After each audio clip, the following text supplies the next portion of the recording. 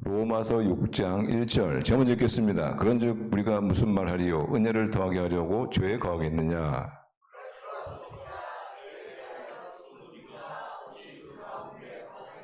무릇 그리스도 예수와 합하여 침례를 받은 우리는 그의 죽으심과 합하여 침례를 받은 줄을 알지 못하느냐?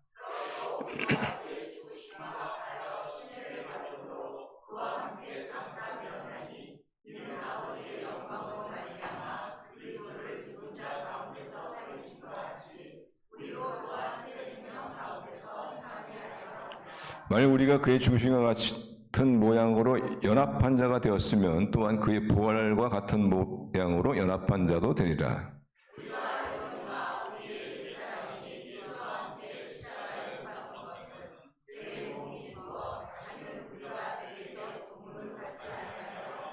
이는 죽은 자가 죄에서 벗어나 의롭다 하심을 얻었습니다.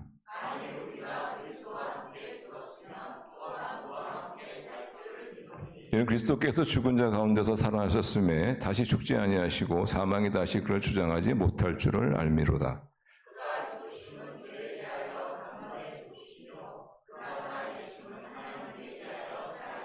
이와 같이 너희도 너희 자신을 죄에 대하여는 죽은 자요 그리스도의 예수 안에서 하나님께 대하여는 살아있는 자로 여길지어다.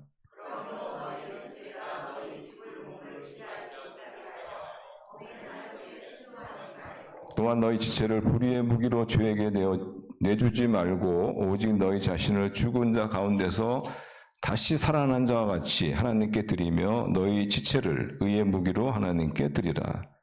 죄가 너희를 주장하지 못하리니 이는 너희가 법 아래에 있지 아니하고 은혜 아래에 있음이라. 아멘. 여기 계신 모든 분들은 다 복음을 믿는 분이라고 믿습니다. 여기가 나는 춤추는 데 가려고 했더니 와보니까 교회더라 이런 분은 안 계시잖아요, 그죠? 다 교회 이제 알고 오셨던 분이기 때문에 또 적어도 아마 복음을 다 믿는 분이라고 이렇게 가정해도 크게 벗어나지는 않을 것 같습니다. 근데 복음이란 것은 한번 그대로 풀으면은 복복자에다가 소리음 이런 뜻이죠. 복음의 소리, 복음의 소리. 복된 소리. 이것을 이제 영어로 말하면은 good news, 좋은 소식 이렇게 얘기할 수가 있죠. 그럼 복음의 핵심이 뭐냐? 도대체 복음의 핵심이 뭐냐? 사실 복음의 핵심을 딱 얘기하는 것은 쉽지는 않아요, 사실. 그렇지만은 복음의 핵심을 가장 잘 나타내는 성경 구조를 들려면은 많은 분들이 요한복음 3장 16절 말씀을 들읍니다. 요한복음 3장 16절 다시 보시면은 하나님이 이 세상을 이처럼 사랑하사. 하나님이 세상을 사랑한 것 자체가 복음이죠. 하나님 세상을 미워했으면 어떨 뻔했어요. 큰일 날 뻔했죠. 근데 그걸로 끝나지 않았고 독생자를 주셨다는 것도 또한 얼마나 복된 소식인지 모릅니다. 뿐만 아니라 이는 그를 믿는 자마다 멸망치 아니하고 영생을 얻게 하려 함이라. 모든 믿는 자에게 영생을 다 준다. 영원한 생명을 다 준다는 거. 굉장히 복된 소식이죠. 또한 복음의 핵심을 가장 잘 나타내는 또 성경 구절이 에베소 2장 말씀입니다. 에베소 2장 말씀 보시면 너희는 그 은혜로 인하여 믿음으로 말미암아 구원을 받았으니, 그러니까 은혜로 구원을 받았다는 거죠. 이는 너희에게서 난 것이 아니요 하나님의 선물이라. 그러니까 우리가 받은 구원이라는 것은 우리가 선한 행동을 해서 아니면 우리의 인격이 변해서 구원을 받을 수 있는 사람은 아무도 없다는 얘기입니다. 그럼에도 불구하고 하나님께서는 그래서 우리에게 구원을 어떻게 해요? 선물로 줬다는 거예요. 선물로. 공짜로 주었다. 공짜로 주었다. 우리가 이 구원이라는 선물을 어떻게 받습니까? 자, 구원이라는 선물을 받을 수 있는 방법이 뭐예요? 예수님을 어떻게 할 것이냐. 예수님을 구세주와 주님으로 영접한 사람은 하나님께서 구원을, 영생을 공짜로 주신다. 공짜로 주신다. 저는 이것이 아마 복음의 핵심이 아니냐 이렇게 생각해요. 근데 이것이 복음의 핵심인데 근데 이런 생각을 그럼 할 수가 있어요. 그럼 우리가 예수님을 주님으로 영접하면은 우리는 영생을 선물로 받는데 그리고 그것은 절대 빼앗기지 않고 결국 우리는 죽음은 하나님 품에서 눈을 뜨는, 다시 말하면 천국에 가는데 이것이 변할 수 없는 그런 사실인데 그렇다면 우리가 예수님을 믿고 난 다음에 굳이 꼭 그냥 뭐 하나님 뜻대로 살 필요가 있느냐 이런 생각을 하게 되는 거죠. 우리가 예수님 믿으면은 구원을 선물로 받잖아요. 그거는 절대 번복할 수 없는 사실이잖아요. 그럼 우리가 왜 마음대로 살 수 있는 것도 아니냐 이런 생각하는 거죠. 우리가 예수님을 주님 영접해서 우리 구원을 선물로 받고 다시 말하면 영생에 대한 확신을 우리가 받았다면은 그럼 우리 이 땅에 살 때는 뭐 마음대로 살아도 되지 않느냐 이런 논리적으로 생각하면 이제 그렇게 생각할 수 있겠죠. 근데 이러한 어떤 논리적인 생각은 뭐 21세 사기는 우리들만 하는 것이 아니고 사도 바울이 로마서를 기록할 당시에 크리스천도 그런 생각을 했어요. 그래서 1절에 보시면은 자 6장 1절 보시면 그런즉 우리가 무슨 말하리요? 은혜를 더하게 하려고 죄에 거겠느냐? 이 말은 무슨 말이냐면요. 우리가 죄를 지면은 예수님 때문에 하나님께서 우리의 죄를 용서해 주지 않느냐? 그렇다면 우리가 죄를 더 많이 지면 하나님께서 우리의 죄를 더 많이 용서해 주게 되고 그렇게 되면은 하나님께 영광이 되는 것이 아니냐? 이렇게 이제 생각을 하는 거예요. 이것이 하나님의 입장에서는 그렇다는 거예요. 그러니까 우리가 죄를 짓는 것이 오히려 더 하나님께 영광이 되지 않느냐? 하나님 입장에서 생각하면은 우리가 만약 죄를 안 지으면 하나님께서 용서할 수 있는 기회가 점점 줄어들어가지고 용서를 못하게 되니까 그러면 하나님께 그것이 오히려 영광을 가는 것이 아니냐. 그러나 우리가 죄를 지으면 더 많이 용서하게 되니까 하나님의 영광이 드러나는 것이 아니냐. 이것을 우리의 입장에서 또한 얘기하면 어떻게 되냐면은 우리가 예수님 믿고 이제 천국에 대한 모든 보장을 다 받았다면은 그러면 막사 되지 않느냐, 막사로 되지 않느냐. 이런 얘기예요,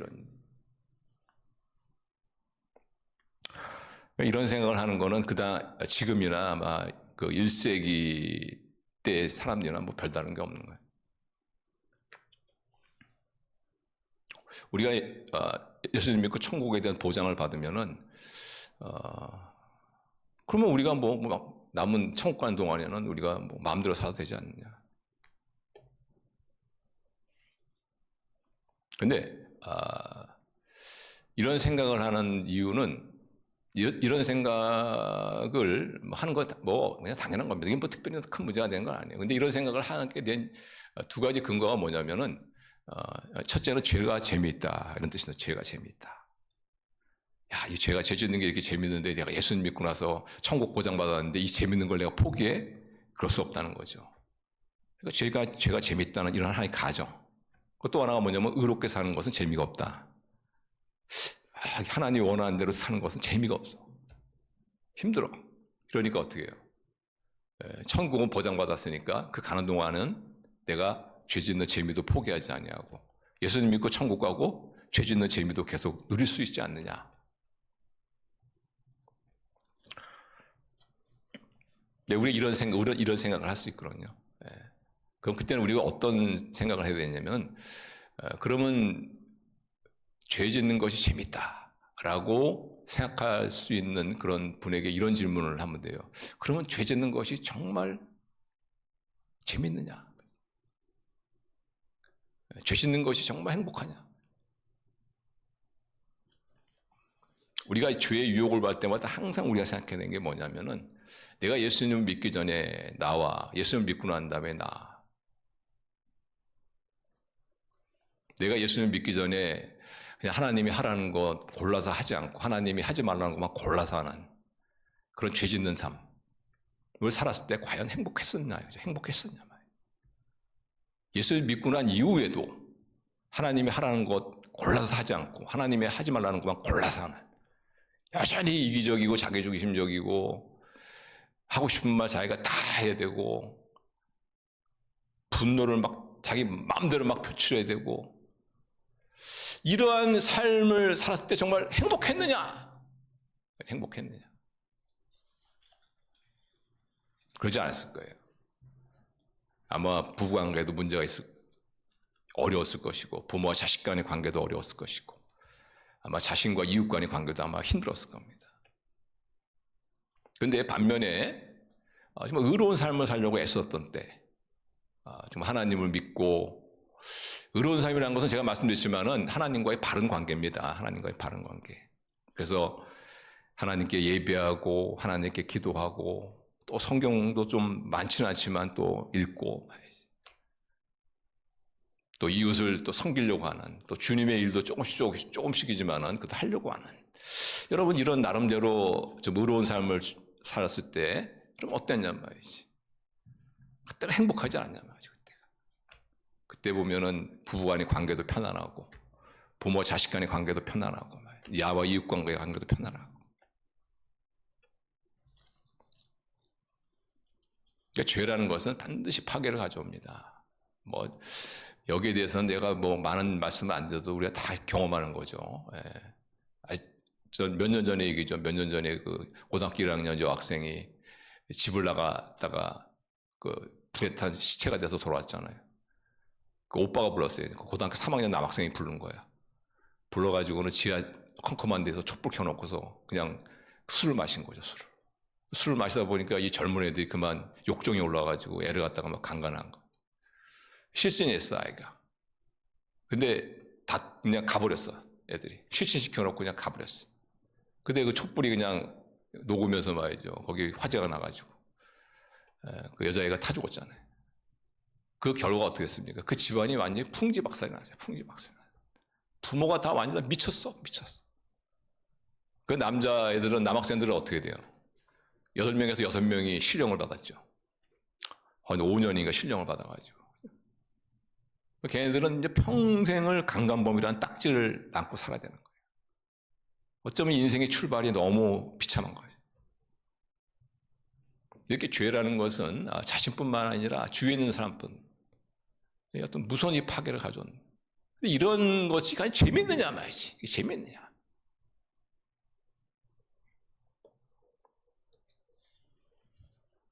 그래서 우리는 경험적으로 압니다. 죄를 짓는 건 재밌는 게 아니다. 그건 정말 불행한 것이다. 그건 정말 비참한 것이다. 죄는 반드시 파괴를 가져오기 때문에. 그럼에도 불구하고 여전히 그 유혹에서 완전히 벗어나지 못한다는 거죠. 완전히 벗어나지 못한다는 거죠. 여러분 마귀가 하는 가장 큰 거짓말이 뭔지 아세요? 죄 지으면 네가 행복할 것이다. 재밌을 것이다. 신날 것이다. 너 신난 인생 살고 싶냐? 죄 져라. 그게 마귀의 가장 큰 유혹이거든요. 근데 우리는 경험으로 우리는 알고 있어요. 그게 아니라는 걸 알고 있어요. 그럼에도 불구하고 마귀가 그런 유혹의 소리를 들려올 때 또 귀가 솔깃한단 말이에요.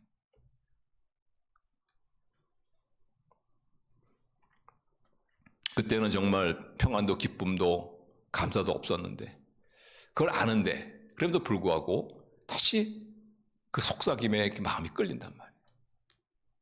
그 이유가 뭐냐? 그 이유는 오늘 설교 제목처럼 하나님이 우리를 구원하신 구원의 적극적인 의미를 모르거나 아니면 아는데 잊어버렸거나. 여러분 하나님께서 우리를 왜 구원해 줬습니까? 죄를 용서해 주는 차원이 아니라는 거예요.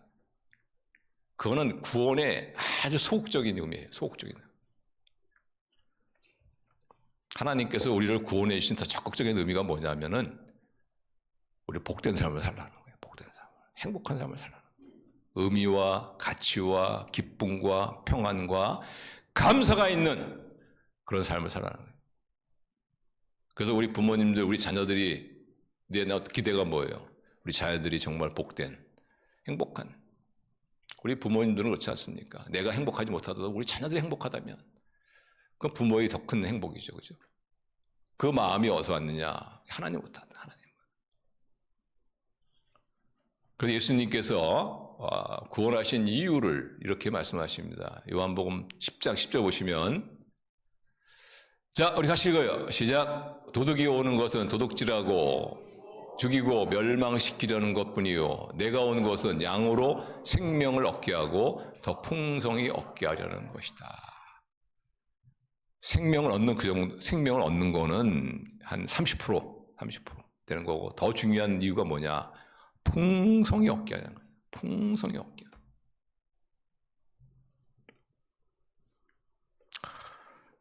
이런 풍성한 삶을 주시기 위해서 하나님께서 우리를 구원해 주셨는데 그런데 우리가 구원받았으니까 죄짓고 살면 안 됩니까? 라는 그런 질문을 한다면 하나님께서 얼마나 답답하시겠어요. 우리가 구원받았으니까 이제는 죄 지으면서 파괴적인 삶을 살아도 되지 않겠습니까? 라고 한다면 풍성한 삶을 위해서 우리를 구원해 주셨는데 그런 하나님께 어떻게 그런 얘기를 할 수가 있냐. 하나님의 그 구원의 적극적인 의미를 모르니까. 어떤 거지 소년이 있었습니다. 이 소년은 매일매일 동냥을 하며 살아간, 남이 먹다가 버린 음식, 쉰밥, 쉰 김치 이런 거 주워다가 먹는. 그런데 어느 부가 있었는데 자식이 없어요. 근데 이 거지 소녀를 양자로 딱 받아들였어요.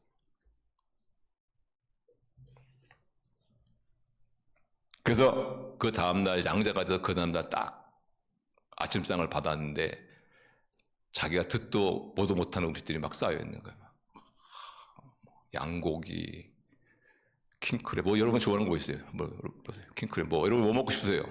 주먹만한 딸기, 뭐 또 뭐, 예. 어마어마한 것들이 쌓여 있는 거예요. 그런데 이 소년이 뭐라고 하냐면 어디 저기 썩은 밥 없습니까? 어디 먹다 버린 김치 없습니까? 이게 똑같은 거예요. 왜 하나님께서 우리를 구원해 주셨을 때는 단순히 우리 죄를 용서해 주는 그런 차원이 아니고 우리로 하여금 풍성한 삶을 살게 해요. 이런 풍성한 삶을 오늘 본문은 어떻게 다시 표현했냐면은 새 생명 가운데 사는 삶, 새 생명 가운데 사는 삶. 그 4절 보시면 이렇게 보죠. 4절 보세요. 보시면은 그러므로 우리가 그의 죽으심과 합하여 침례를 받음으로 그와 함께 장사되었으니 이는 아버지의 영광으로 말미암아 그리스도를 죽은 자 가운데서 살리신 같이 우리로 또한 새 생명 가운데서 행하게 하려 함이라. 이것이 하나님께서 우리를 구원하신 아주 중요한 목적입니다.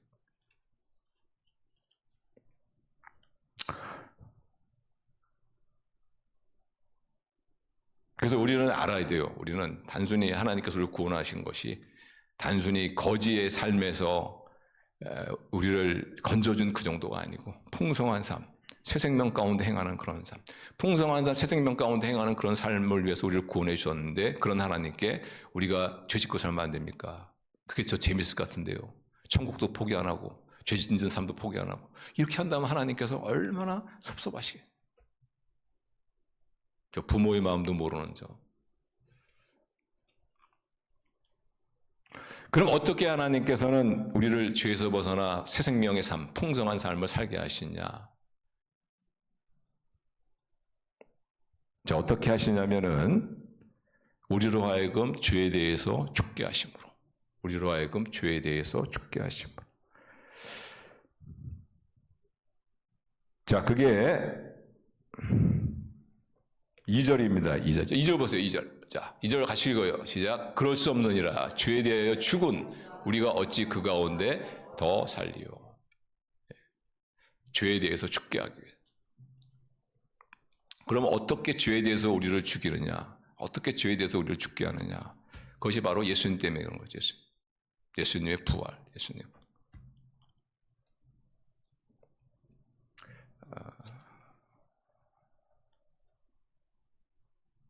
죄에 대해서 죽는다는 이 말은 죄에 대해서 무감각해진다는 얘기가 아니에요. 죄에 대해서는 여전히 끌립니다. 감각이 더 막 살아있어요. 근데 죄에 대해서 죽는다는 의미는 뭐냐면은 죄의 세력에서 해방된다. 죄의 세력에서 해방된다. 어떻게 죄에 대해서 해방시키느냐? 바로 그것이 예수님의 부활이에요. 예수님.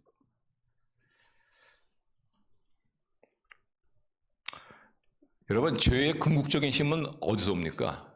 죄가 힘을 쓰는 그 소스가 어디예요? 그게 사망이에요, 사망. 그게 죽음이에요, 죽음. 그래서 로마서 6장 23절 보시면 이렇게 말하죠. 로마서 6장 23절 보시면은 죄의 싹은 사망이요 하나님의 은사는 그리스도 예수 우리 주 안에 있는 영생이니라. 그러니까 죄의 싹은 사망이라는 거예요. 죄가 쌓이고 쌓이다 보면 뭐냐? 사망이라는 거예요, 사망. 근데 이 사망의 문제를 어떻게 해요? 예수님께서 부활을 통해서 해결해 주신 것이죠. 그래서 예수님께서 죽으시고 부활하심으로 말미암아 그 사망의 힘을 어떻게 팍 끊어버렸죠. 팍 끊어버렸죠. 그래서 우리는 그 예수 그리스도로 말미암아 죄에 대해서 우리는 죽었다. 죄의 세력에서 우리는 해방받았다. 죄가 힘을 쓰는 그 사망에서 우리는 해방됐다. 이렇게 우리가 이야기할 수가 있는 것. 이것이 죄에 대해서 우리를 죽게 함으로써 우리가 죄에서 벗어나 새 생명의 삶, 풍성한 삶을 살게 하신다.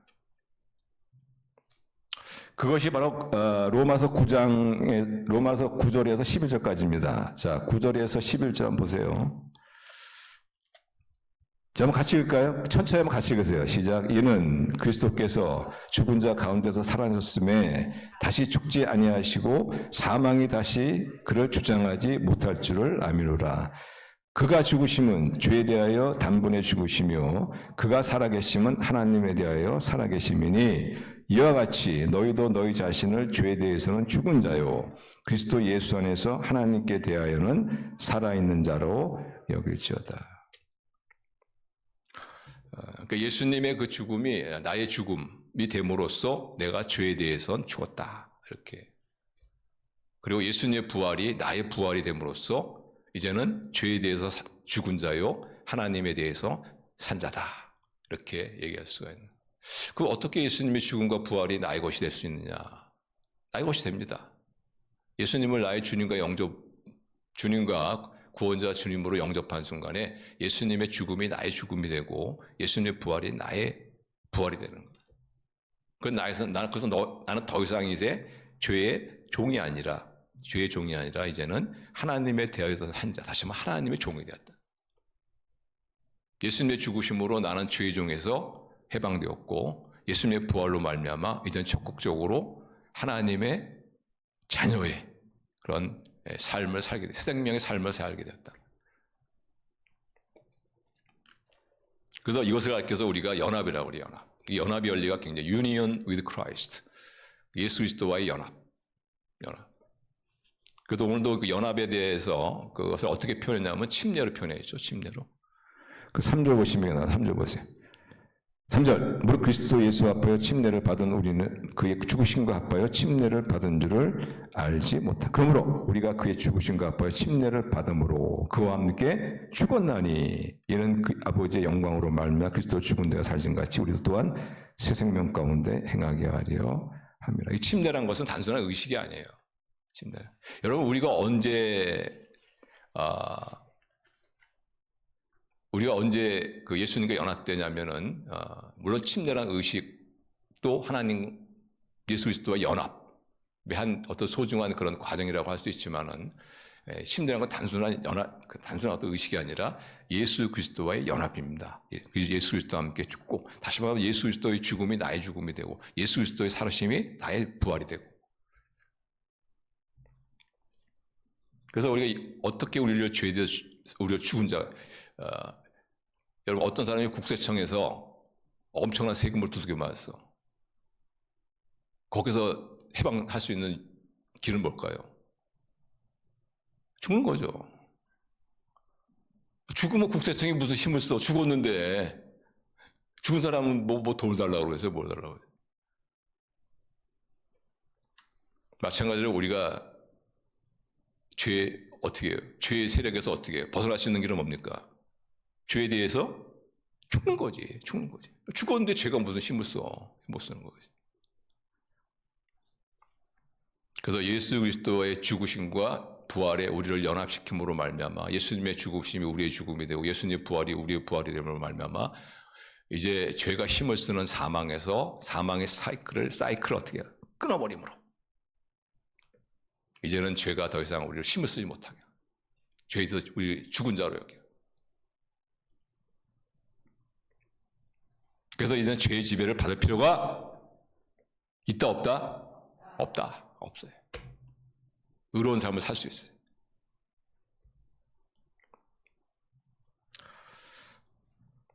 더 이상 우리의 삶에 파괴를 가져오는 그런 죄가 지배를 하는 삶을 살 필요가 없어요.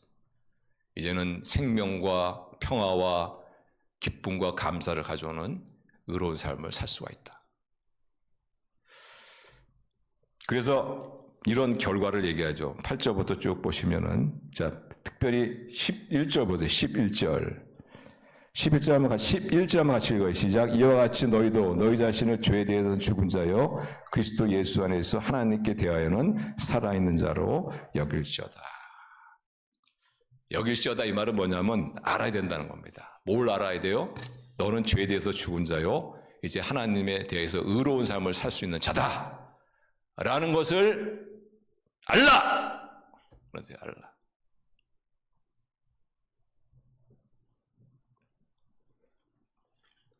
신앙생활이 뭡니까? 신앙생활이요? 죄짓고 회개하고 죄짓고 회개하고 죄짓고 회개하고 죄짓고 회개하고 죄짓고. 너! 당신은 죄에 대해서 죽은 자요! 이제는 하나님에 대해서 의로운 삶을 살 수 있는 자다라는 것을 알라.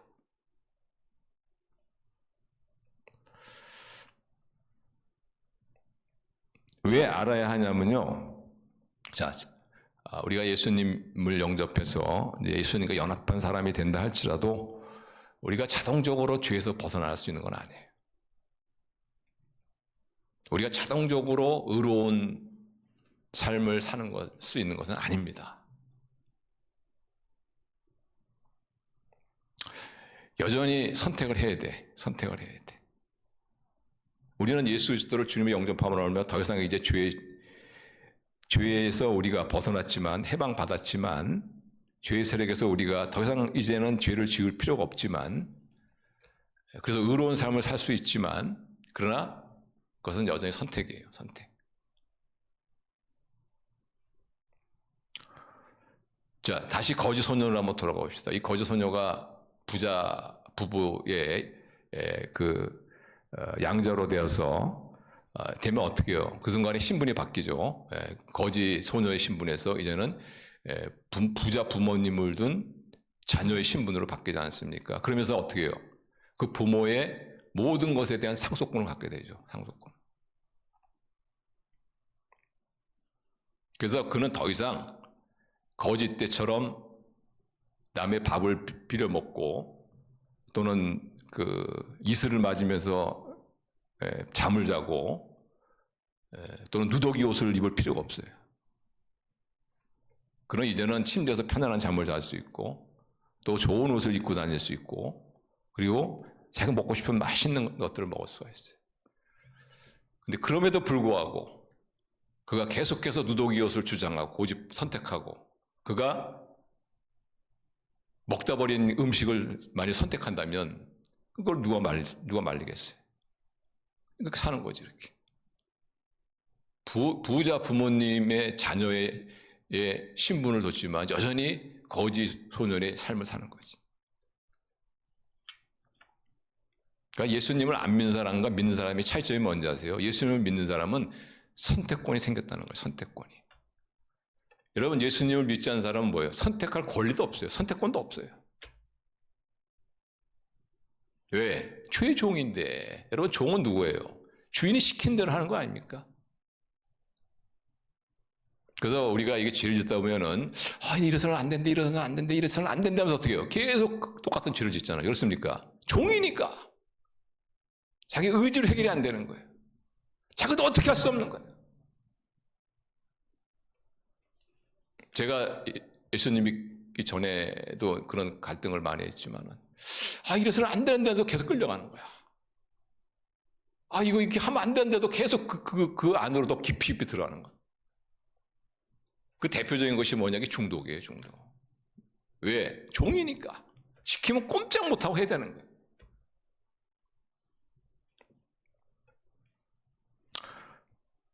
그래서 한 번 막 열받으면 어떻게 해요?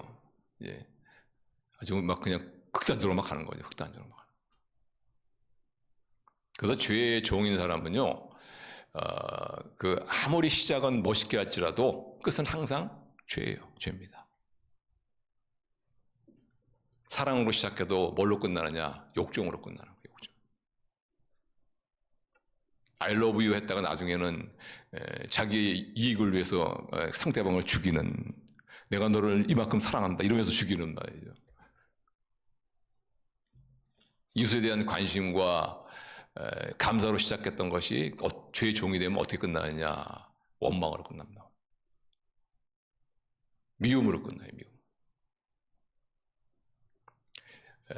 여러분, 죄의 종인 사람은 신념으로 시작했다가 뭘로 끝나지 아세요? 고집으로 끝나요. 고집. 왜? 항상 결과가 결론은 그쪽으로 가게 돼요. 왜? 종이니까. 그런데 우리는 더 이상 이제 죄의 종에서 우리는 벗어났기 때문에 죄를 지을 필요가 없고 이제는 의로운 삶을 살 수 있는 선택권이 생긴 거예요. 선택권이. 그래서 선택을 해야 돼. 자동으로 우리가 죄의 세력에서 벗어났기 때문에 우리는 죄를 짓지 않는다. 아니에요. 다만 선택권이 생긴 거예요.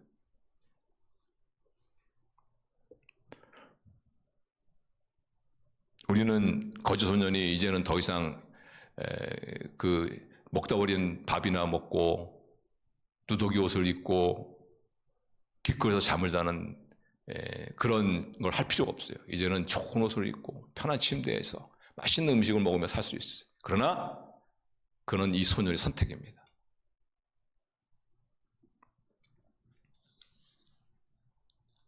그래서 우리가 이러한 선택권을 의로운 삶을 위해서 선택하지 않는다면 여전히 우리는 죄의 종의 그런 삶을 우리가 살 수밖에 없는 거예요. 그래서 이것을 가리켜서 12절, 13절 보세요. 이게 선택권에 대한 얘기예요. 12절, 13절 같이 읽어요. 시작. 그러므로 너희는 죄가 너희의 죽을 몸을 지배하지 못하게 하여 몸의 사욕에 순종하지 말고 또한 너희 지체를 불의의 무기로 죄에게 내주지 말고 오직 너희 자신을 죽은 자 가운데서 다시 살아난 자와 같이 하나님께 드리며 너희 지체를 의의 무기로 하나님께 드리라. 어떻게 할 것이냐? 너희 몸을 뭐예요? 죄의 병기로 줄 것이냐? 아니면 의의 도구로 쓸 것이냐? 선택하라. 우리 예수 믿는 사람만이 가지고 있는 특권이죠. 선택권. 그래서 자꾸 예수를 믿지 않는 사람은 뭐예요? 아무리 시작은 좋다 할지라도 반드시 죄로 끝납니다. 죄의 열매로 끝난다.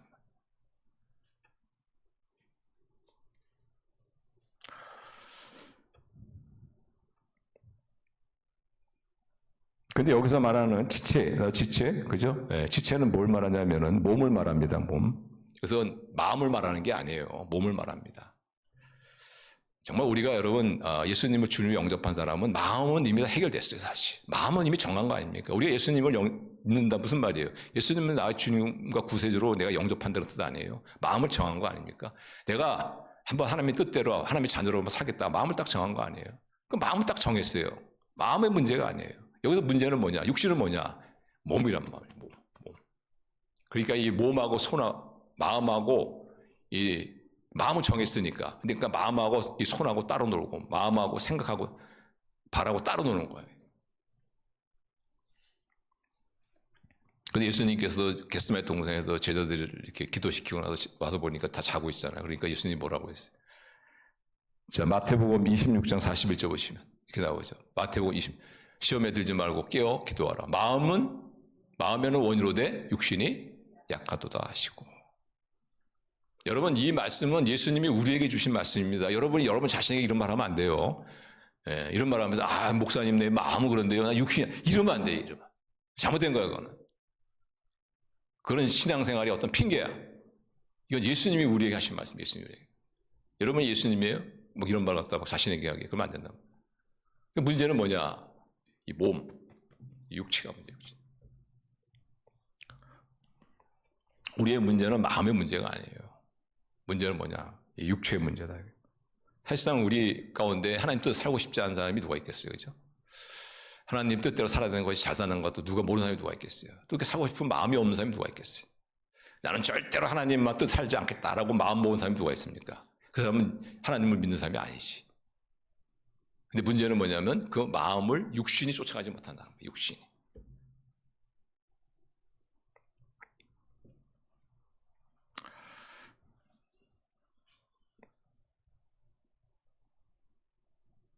그러면 육신이라는 것이 뭐냐? 육신이라는 것은 욕망을 이야기하는 것이 아닙니다. 사실 인간이 가지고 있는 욕망은 하나님이 우리에게 주신 거예요. 사실 성적인 욕망, 그건 하나님이 주신 좋은 겁니다. 그런데 여기서 말하는 그 육신,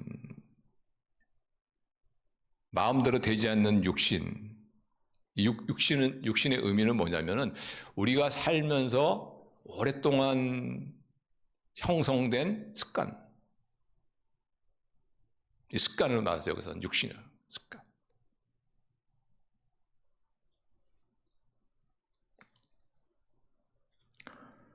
그래서 육신하고 싸운다는 것은 뭐냐면 나의 몸에 배어있는 습관하고 싸우는 거예요.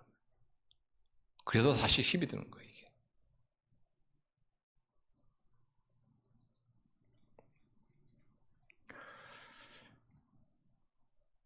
여러분, 습관은요, 영혼에 배지 않습니다. 습관은 어디에 배느냐? 몸에 배는 거예요, 몸에. 영혼에 여러분 습관이 배는 게 아니에요. 그래서 우리가 이 지체를, 왜냐면 오랫동안 그 익숙해 있는 그런 것을 우리가 이것을 바꾼다는 거, 이거를 컨트롤한다는 것이 너무너무 힘든 거예요. 그래서 어떤 분 같은 경우에는 부부싸움을 하게 되면은 어떤 남편 같은 경우에는 밖에 나가서 막 정신없이 막 술을 마시는 거예요. 술을 마신다고 해서 그게 해결되는 것도 아니고 스트레스가 없어지는 것도 아닌데, 그런데 왜 이 사람은 부부싸움만 하면 밖에 나가서 정신없이 술을 마실까? 옛날부터 해왔거든. 한 번, 두 번 하다 보니까 그거 어떻게 해요? 습관이 된 거야, 습관이.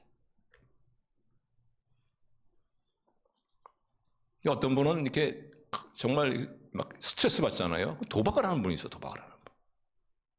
저분이 지금 이 상태도 도박을 할 그런 상황이 아닌데, 근데 알고 보면은 그런 어려움을 당하면은 스트레스 쌓이니까 스트레스를 갖다 나름대로 거기다 푸는 거예요. 그것이 반복되다 보니까 이 사람이 스트레스 되는 거야. 그 상황을 직면하면 그 나오는 거야, 그게. 그게 나오는 거야. 그 습관이 딱 나오는 거야, 그게.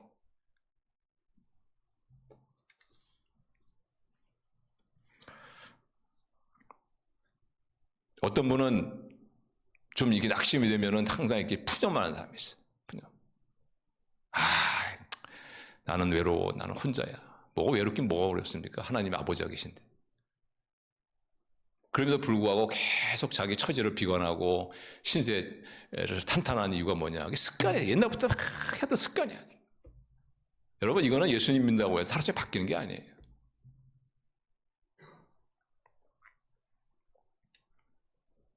제가 이렇게 목회를 해보니까 어떤 분은 정기적으로 교회를 옮기는 분이 계셔.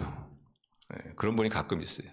어떤 분은 2년짜리로 교회를 옮기시면 정확히 2년째가 되면은 그분 살펴보세요. 슬슬 뭔가 좀 발동이 걸리기 시작합니다. 습관이에요. 아주 나쁜 습관.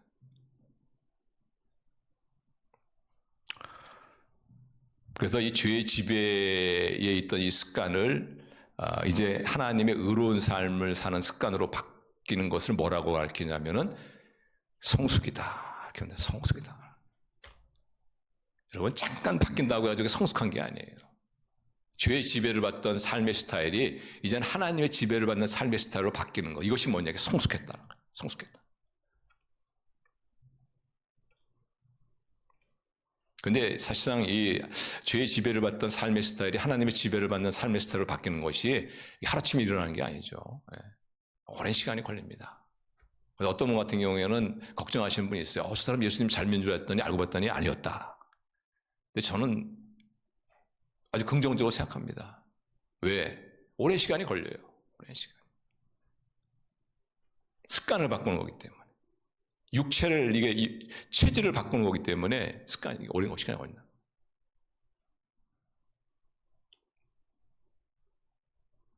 여러분도 그런 경험이겠지만은 이제 그 주일날 교회 가는 거 가지고 이렇게 막 아직도 이렇게 막 갈팡질팡하는 사람들이 있죠. 이렇게 날씨 좋으면은 들으러 산으로 가야 되는 것이 아니냐. 또 날씨가 또 안 좋으면은 이런 날은 집에서 그냥 빈대떡이나 부쳐 먹어야 되지 않느냐. 뭘 또 교회를 가냐. 이렇게 갈등이 하고 많이 있다면은 아직도 습관이 안 된 거예요, 이건. 아직도 갈 길이 멉니다. 근데 어떤 분은 이제 딱 습관이 된 거예요. 옛날에는 참 교회가 싫었는데 이제는 의로운 삶을 사는 그런 삶이 습관이 딱 된 거야. 그래서 그냥 주일날 되면은 그냥 가는 거예요. 그냥 자기도 모르게 가는 거야, 그냥. 자기도 모르게 옷을 입고 내가 왜 거기 가지? 가는 거야, 그냥. 주섬주섬 옷을 입고 말이지. 여러분, 사역도 그렇습니다. 사역도.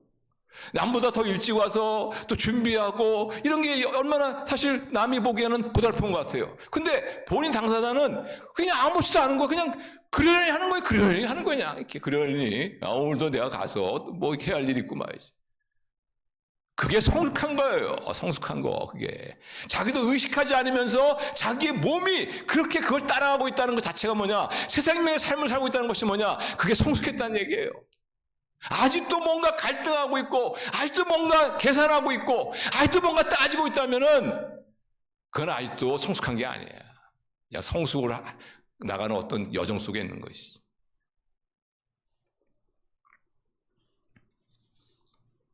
그래서 여러분 우리가 이런 시간이 많이 지나서 금방 끝낼게요. 만약 이것도 습관이에요, 사실상. 이것도. 이건 전 설교 짧게 하는 것도 습관 들일까봐 전 걱정입니다. 아무튼 그건 그렇고. 그런데, 그건 이제, 뭘 얘기하려고. 그래서 여러분 이렇게 하세요. 그럼 우리가 어떻게 새 생명의 삶. 이것이 우리가 하나님께서 우리를 구원하신 적극적인 의미인데, 이것을 우리가 새 생명의 삶, 풍성한 삶, 이걸 어떻게 우리가 살 수 있느냐. 뭐, 이미 제가 말씀드렸지만은, 습관을 바꾸는 겁니다. 습관을 바꾸는. 근데 사실상 저녁에 보면은, 신앙생활을 오래 하신 분들이, 그래도 보면은 성숙한 분들이 있어요. 근데 그 이유 중에 하나가 뭐냐면은 자기가 신앙생활을 오래 했기 때문에 자기가 안에 어떤 그런 이 나쁜 습관들이 상황이 어떻게 조성이 되어지면 튀어나온다는 걸 알아요, 이제 본인이. 그래서 그것들이 튀어나오기 전에 뭔가 준비를 할 수가 있어요. 내가 이런 상황이 되면 내가 또 나쁜 습관이 또 튀어나오겠구나. 준비할 수가 있어요. 하나님께 도움을 구하죠. 그래서 우리가 내가 가지고 있는 그런 어떤 비신앙적인, 다시 말하면 여전히 옛삶의 삶, 여전히 죄의 종노를 했던 그런 삶의 습관들, 흔적들, 이런 것들을 일단 내가 아는 것이 중요합니다. 그리고 내가 어떤 상황에 그것이 나온다는 것도 아는 것도 굉장히 중요한 거예요.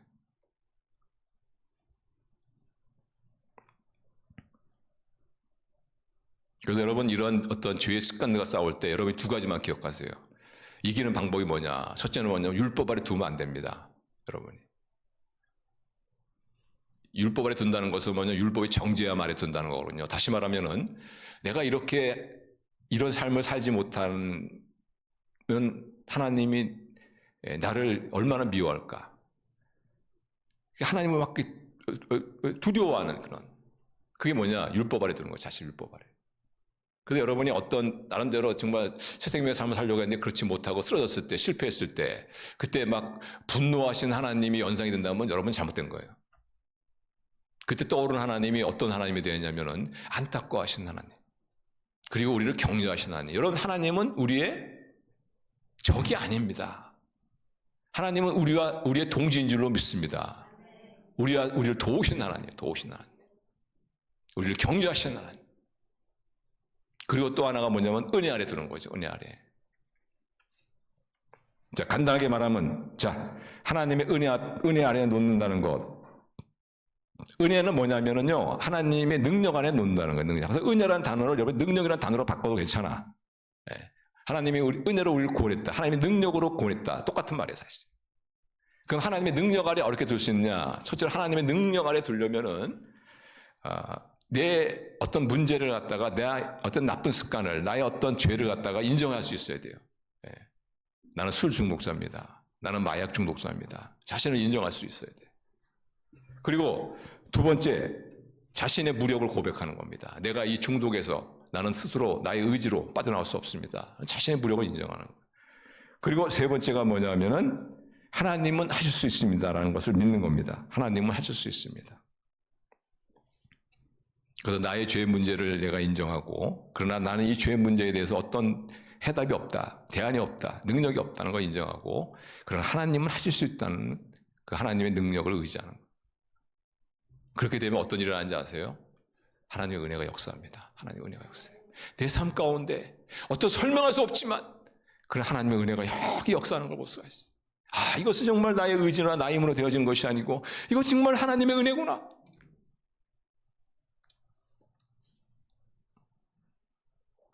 하나님의 승리를 맛보기죠. 옛 습관에서 벗어나서 이제 새로운 습관, 새 생명의 습관으로 점점 나의 삶이 채워지는 것을 느낍니다. 그러면서 나의 삶에 어떤 보람과 기쁨과 행복과 감사,